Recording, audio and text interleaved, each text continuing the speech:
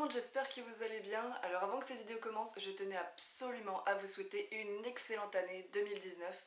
J'espère que cette année vous arriverez à réaliser tous les projets que vous avez décidé de mettre en place, que vous aurez la santé, que vos familles et vos amis aient également la santé et que tout se passera très bien pour vous cette année. Comme beaucoup de filles, lorsque j'étais petite, j'ai eu un journal intime. En réalité, j'en ai eu 3 ou 4. En fait, je commençais à en écrire un et puis rapidement ça me saoulait, du coup j'arrêtais. Et puis des années après, l'envie de faire un journal me revenait et du coup je redemandais à mes parents de m'en acheter un. En général ils m'achetaient, vous savez, les carnets avec des petits cadenas, vous savez, tout rose, très fille, tout ça.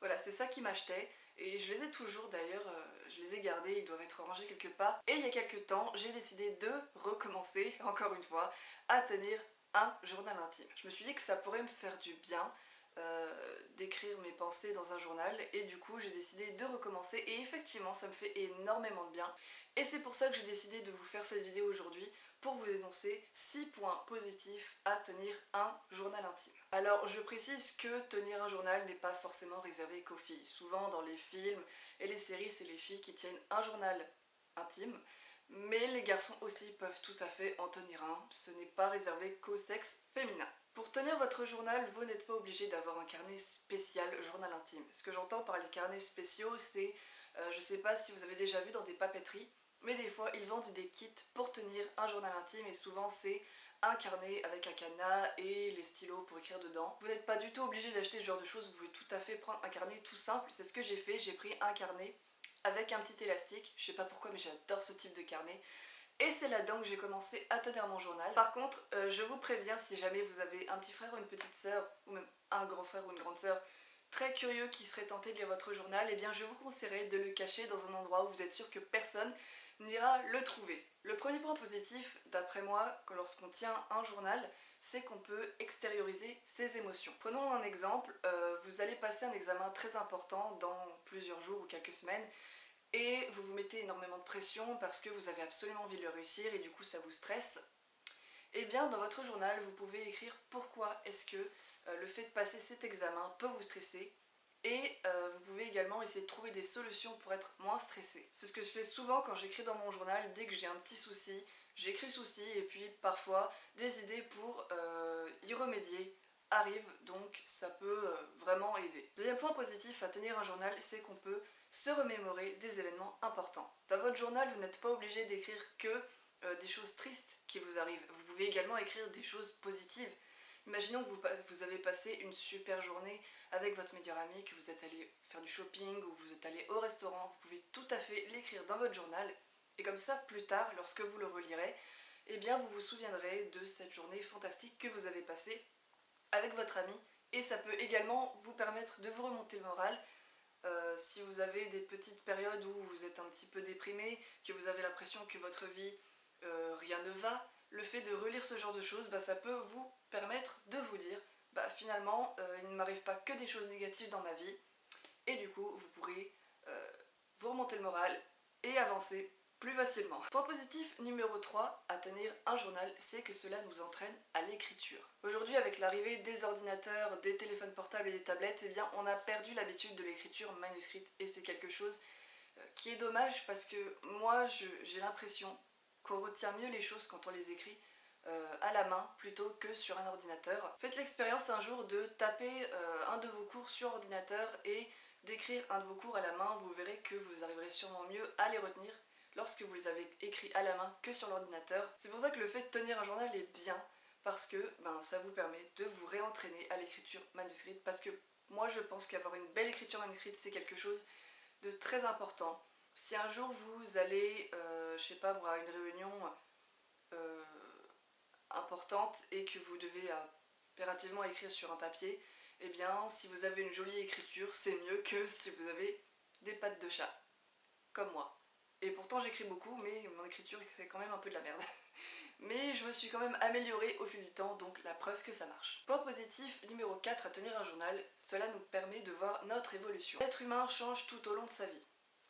Par exemple, une personne qui est extrêmement timide, eh bien quelques années plus tard elle le sera peut-être beaucoup moins, mais ça on ne s'en rend pas forcément compte, alors que si on tient un journal, on peut plus facilement le vérifier. Par exemple, si un jour Vous écrivez dans votre journal, j'avais un exposé à faire au tableau, mais je n'ai pas réussi parce que j'étais trop timide, j'ai paniqué, j'ai pas réussi à sortir le moindre mot. Et quelques temps plus tard, vous écrivez dans votre journal, eh bien aujourd'hui j'ai encore un exposé à faire, mais cette fois j'ai réussi à parler et j'ai même réussi à obtenir une très bonne note.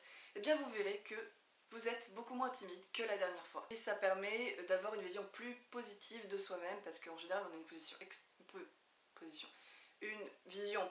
vision extrêmement négative de soi-même, on est toujours en train de se juger, mais négativement, alors que là, vous pourrez vous juger positivement. Point positif numéro 5, à tenir un journal, ça permet de se motiver. En fait, moi, mon journal, je l'ai un peu fusionné avec un bullet journal. Ceux qui ne savent pas ce qu'est un bullet journal, sans entrer dans les détails, en gros, c'est un journal qui permet de s'organiser au jour le jour, un peu comme un agenda, mais voilà, c'est un peu plus graphique, on va dire.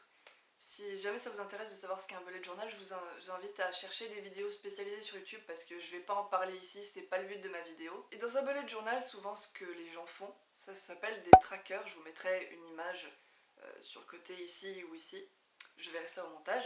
Un tracker, qu'est-ce que c'est? Eh bien, ce sont des grilles qui permettent de suivre son évolution. Par exemple, moi, je me suis fait une grille dans mon journal, donc un tracker, qui permet de suivre les jours où j'écris ou je n'écris pas. Par exemple, les jours où j'ai écrit, eh bien je vais les colorier en bleu. Et les jours où je n'ai pas écrit, je vais les colorier en rouge. Et ça permet de se motiver parce qu'en fait, moi, chaque jour, du coup, je colorie les cases et j'aime bien que toutes mes cases soient bleues.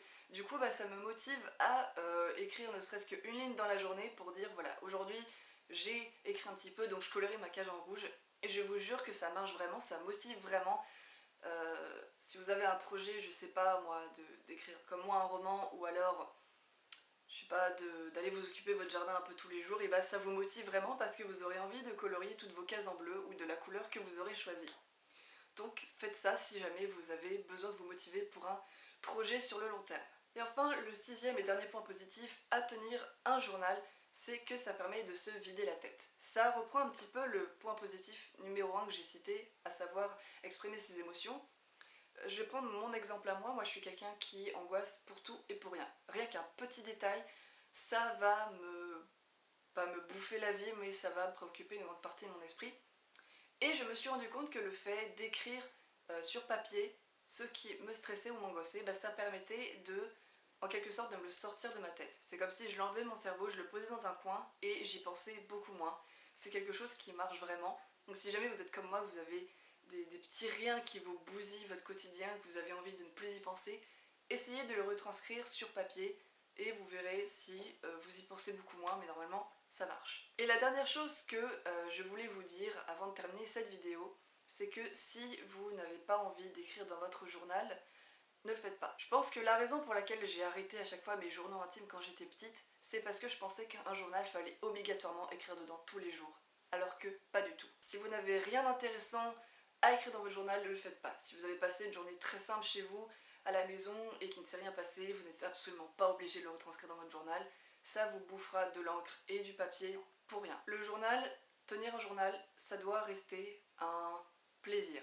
Si jamais vous voyez que ça vous saoule d'écrire dedans, que tous les matins ou tous les soirs vous vous dites putain faut que j'écrive dans mon journal, ça m'énerve, arrêtez. Ça veut dire que les journaux ne sont pas faits pour vous.